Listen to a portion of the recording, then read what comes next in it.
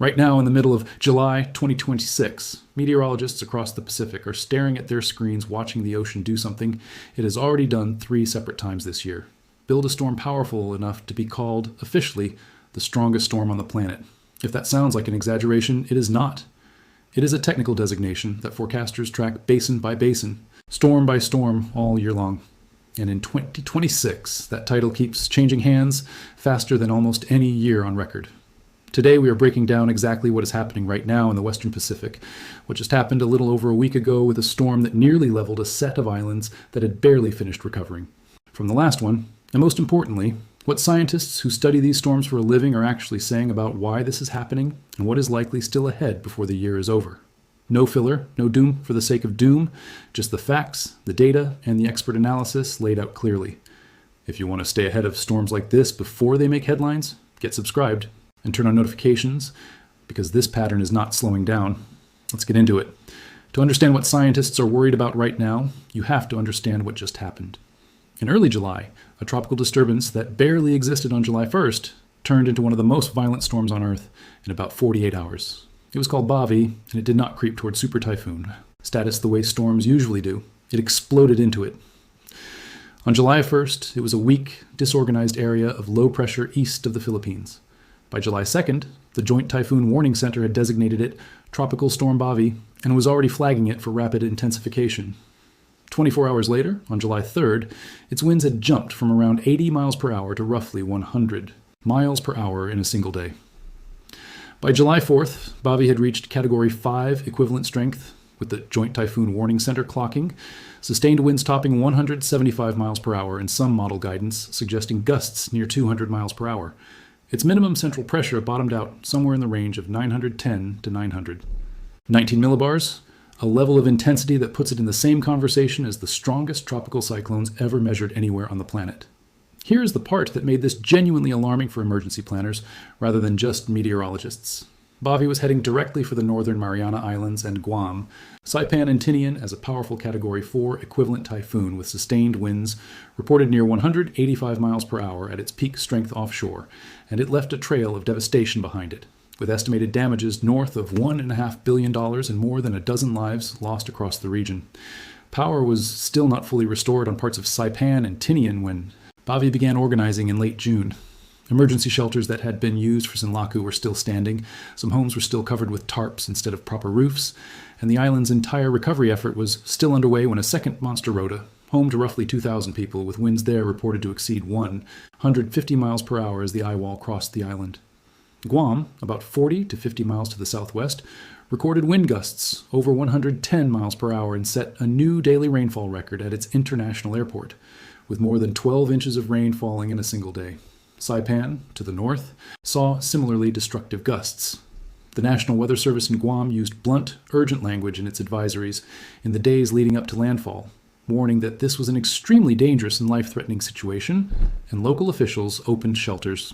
The quickly filled past capacity as residents who had barely rebuilt after Sinlaku scrambled to find safety again. The U.S. military went to its highest readiness posture at bases on what is genuinely remarkable and worth sitting with for a second is that despite winds exceeding 150 miles per hour, crossing directly over an inhabited island, official reporting in the days after landfall showed no confirmed fatalities in Guam or the Northern Marianas from Bavi. That outcome was not luck. Warnings went out days in advance. Evacuation orders were issued early, shelters opened before conditions deteriorated, port operations were suspended ahead of time rather than during the storm. That is the boring, unglamorous part of storm coverage that rarely gets attention, but it is the actual difference between a catastrophe with a body count and a catastrophe without one. Now here is where we get to right now this week, because the story of 2026's tropical season is not over just because Bavi weakened. As of the past few days, the Joint Typhoon Warning Center has been tracking a new area of disturbed weather northwest of the island of Yap, designated Invest 97W. The Japan Meteorological Agency has already classified it as a tropical depression, and the Philippine weather agency Pagasa has assessed a real, non-trivial chance that it organizes into a tropical cyclone within the next day or two. Current model guidance is mixed on how strong this particular system will ultimately get, with some forecast runs showing it consolidating and strengthening briefly before turning north and weakening, and others showing it fizzling out relatively quickly over the next couple of days. It is not, as of this moment, forecast to become anything close to the monster that Bavi was. But the reason meteorologists are watching it so closely, and the reason it matters for this conversation, is what it represents. It is the 11th named tropical disturbance system of an already historically active Western Pacific season, and it is forming in an ocean environment that scientists say is primed to keep doing this over and over for months to come. So let's actually get into what scientists are saying, because this is the part that matters most, and the part that tends to get lost in storm coverage that focuses purely on wind. Meteorologists covering this season points to is ocean heat. A tropical cyclone is, at its core, a heat engine. It pulls warm, moist air up from the ocean surface. That air condenses into towering thunderstorms, and the energy released by that condensation is what powers the storm's winds. Warmer water means more available energy. More available energy means storms can intensify faster and reach higher peak strength. According to the Copernicus Climate Change Service, June 2026 was the second warmest June ever, recorded globally, with the global average surface temperature running about 1.39 degrees Celsius above pre-industrial levels. Sea surface temperatures across large stretches of the Western Pacific, the basin Bavi and Sinlaku both formed in, have been running above their historical averages for an extended stretch, and that warmth extends down through the upper layers of the ocean, not just at the surface. That detail actually matters quite a bit to forecasters, because a powerful storm churns up deeper water as it moves. If that deeper water is cold, it can choke off a storm's fuel supply from underneath, even while surface temperatures look warm. When the warmth runs deep, as it has in significant parts of the Western Pacific this year, storms have essentially unlimited fuel to draw on as they cross the ocean. The second thing scientists point to is the specific phenomenon that turned Bavi from an afterthought into a Category 5 monster in about 2 days, something called rapid intensification. Technically, meteorologists define rapid intensification as an increase in maximum sustained winds of at least 5 miles per hour within a 24-hour window. Bavi blew past that threshold. For rapid intensification to happen, 3 ingredients generally need to line up at once. Warm water, as we just covered, low wind. Shear, meaning the difference in wind speed and direction at different altitudes above the storm, needs to be minimal, because high shear physically tears apart a developing storm structure before it can organize. And an efficient outflow channel at the top of the storm, essentially a way for the storm to exhaust the rising warm air out the top of its circulation so that more air can be pulled in from below, allowing the whole system to spin up faster. In Bavi's case, all 3 conditions lined up almost perfectly over a 48-hour window in early July, and meteorologists who watched it happen described the transition as close to textbook, in the sense that the atmosphere did exactly what the underlying physics predicted it would do once those ingredients were present. What made it alarming, rather than just scientifically interesting, is what rapid intensification does to warning time. A storm that takes 5 or 6 days to gradually build toward peak strength gives emergency planners 5 or 6 days of steadily escalating urgency to move people out of harm's way. A storm that jumps from a weak tropical storm to a Category 5 equivalent super typhoon in about 48 hours compresses that entire process into a fraction of the time, and it means forecasts issued just a day or 2 apart can look dramatically different from each other, which puts real strain on public trust and public communication, even when the forecasters are doing everything right. The third thing scientists have been emphasizing, and this is the one that tends to generate the most debate, is the broader question of whether storms globally are becoming more frequent or simply more intense. The data on this point is more precise than a lot of casual coverage suggests. The total number of tropical cyclones that form globally each year has not shown a dramatic long-term increase compared to historical records. What the data does show with more consistency is that the storms which do reach major intensity, meaning Category 4 and Category 5 equivalent strength, are making up a larger share of all storms that form. And they are reaching that peak intensity faster and holding it longer than similar storms did in prior decades. Researchers studying this connect it back to the same mechanism he already covered, warmer ocean water providing more available energy for storms that do form to draw on. It is also worth being precise about what remains an active area of scientific research and debate. Attributing any single storm, including Bavi or Sinlaku, directly to long-term ocean warming is not something scientists do with certainty, because any individual storm is also shaped by shorter-term regional weather patterns, atmospheric setups, and natural year-to-year variability in the climate system. What scientists are more confident about is the broader statistical trend across many storms in many years, not any single event in isolation. That distinction matters, and it is the kind of nuance that gets flattened in a lot of headline coverage. Which brings us to the fourth major factor. Scientists are watching for the remainder of this season, and it is one that gets less attention than ocean temperature, but arguably matters just as much for what comes next. El Niño. NOAA's seasonal outlook issued earlier this year pointed to an El Nino event developing and strengthening through the peak of the Pacific hurricane and typhoon season, which typically runs from July through October.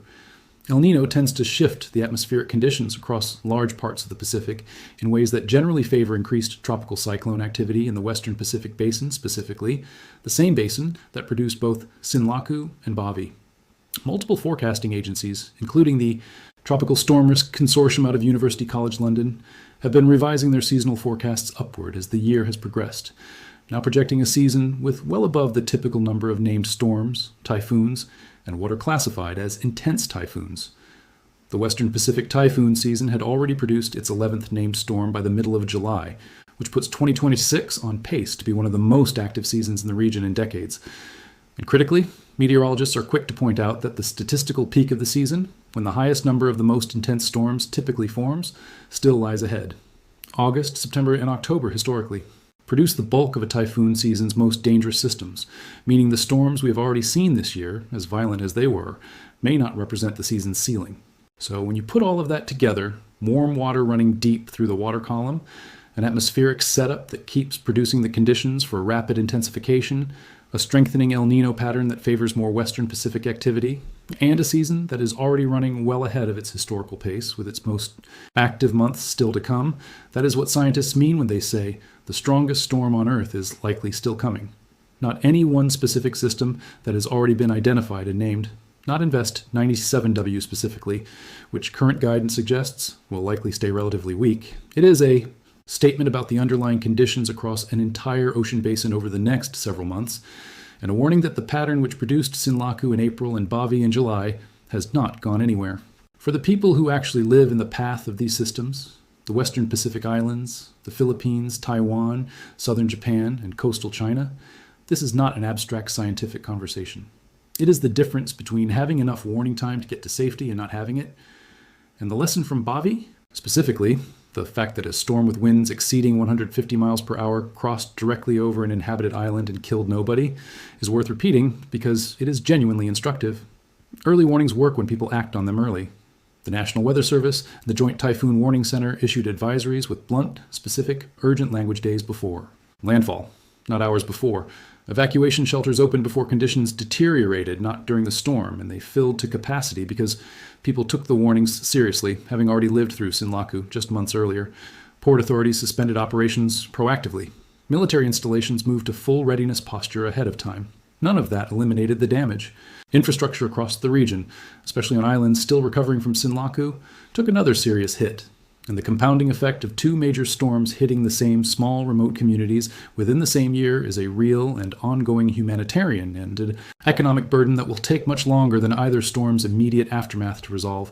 But it did eliminate, at least based on what has been reported so far, the loss of life that a storm of that magnitude could easily have caused. If you take one practical thing away from this breakdown, let it be this. Storm surge, not just wind speed, is historically responsible for the majority of tropical cyclone deaths worldwide, and it gets far less attention in casual coverage than the headline wind numbers do. A Category 5 equivalent storm approaching a low-lying coastal area can push a wall of water 20 feet high or more onto shore, and that kind of surge is not survivable in most ordinary structures directly in its path. If you are ever in the path of a system like this, the wind speed number is important, but the evacuation order for low-lying and coastal areas matters just as much, if not more. The broader pattern scientists are describing for the rest of 2026 is straightforward, even if the individual storms are not predictable more than a few days out. An ocean basin running warm from the surface down through its deeper layers. An atmospheric environment that has already proven twice this year that it can turn a disorganized cluster of thunderstorms into a Category 5 equivalent super typhoon in about 48 hours. A strengthening El Nino pattern historically associated with increased activity in exactly this part of the world. And a statistical peak of the season that has not even arrived yet. Invest 97W near Yap is being watched closely. Right now, specifically because forecasters know that in this kind of environment, disorganized systems can surprise everyone, the way Bavi did on July 1st, when almost nobody outside of specialist forecasting circles was paying any attention to it at all. That is the complete picture as of today. A season that has already produced two of the strongest tropical cyclones anywhere on Earth this year, back to back, hitting some of the same small, vulnerable communities. A new system being watched right now in the same basin that produced both of them. And a Scientific consensus, grounded in ocean temperature data, atmospheric physics, and this year's El Nino pattern, that the conditions capable of producing another Sinlaku or another Bavi have not eased up and are not likely to ease up before the season's peak months arrive later this summer and into the fall. Nobody can tell you today exactly when. Simply not how tropical forecasting works more than a handful of days out. But the ingredients are all still on the table, and every meteorologist covering this season is saying some version of the same thing. Stay ready, take every early warning seriously, and do not assume that because the ocean has already produced its strongest storm of the year that it is finished. If the pattern holds the way the data suggests it will, it probably is not.